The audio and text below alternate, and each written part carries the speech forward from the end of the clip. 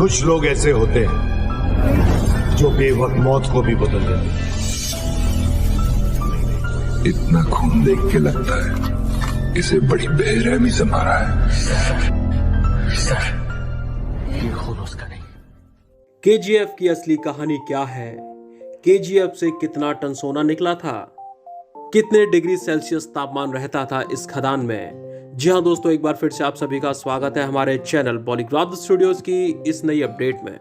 तो कहानी कल हमने छोड़ी थी कि 1972 में ये माइनिंग रीजन पूरी तरह से केंद्रीय सरकार के अंडर में आ गया था। तो चलिए आगे बढ़ते हैं। हालांकि शुरुआत में जब यहाँ पर माइनिंग का काम शुरू था तब इसकी ऊपरी सतह पर सोना मिल जाता था, लेकिन जैसे जैसे समय बीतता गया वैसे वैसे ये माइन गहरी होती गई और जब तक ये माइन भारत सरकार के हाथों में आई तब तक इसकी गहराई करीब करीब 3 किलोमीटर तक पहुंच गई थी, जिसके चलते उस समय ये दुनिया की सबसे दूसरी गहरी खदान बन गई थी। और इतनी ज्यादा गहराई में इंसानों के लिए काम कर पाना बहुत ही ज्यादा मुश्किल हो जाता था, क्योंकि इस गहराई में टेम्परेचर लगभग 50 डिग्री सेल्सियस तक होता है।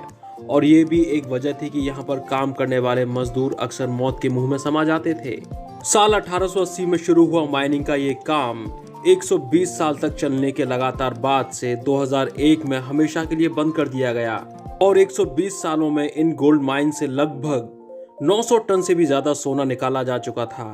असल में इस माइन के बंद होने का मुख्य कारण ये था कि आखिरी के कुछ सालों में यहाँ से निकलने वाले सोने की मात्रा काफी ज्यादा कम हो गई थी।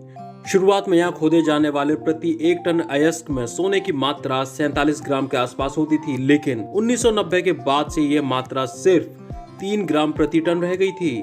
और इतना कम सोना निकालने की वजह से बीजीएमएल को लगातार नुकसान हो रहा था। साथ ही खदान के बेहद गहरे हो जाने की वजह से प्रोडक्शन कॉस्ट में लगातार वृद्धि हो रही थी और प्रॉफिट दिन पर दिन घटता जा रहा था।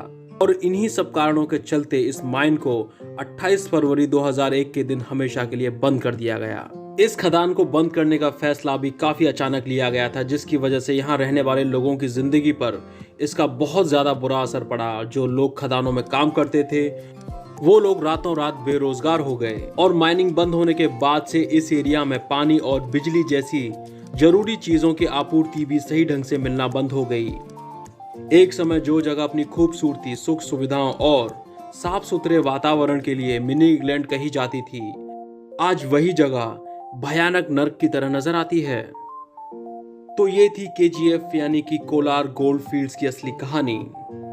तो दोस्तों, केजीएफ 2 के लिए आप कितना ज्यादा एक्साइटेड हैं? क्या ये फिल्म बाहुबली का रिकॉर्ड तोड़ पाएगी? आपको क्या लगता है और आपकी क्या राय है? आप अपना जवाब हमें कमेंट बॉक्स में कमेंट करके जरूर बताएं। लाइक और शेयर करना बिल्कुल ना भूलें और देखते रहिए हमारा चैनल बॉलीग्राफ स्टूडियोज।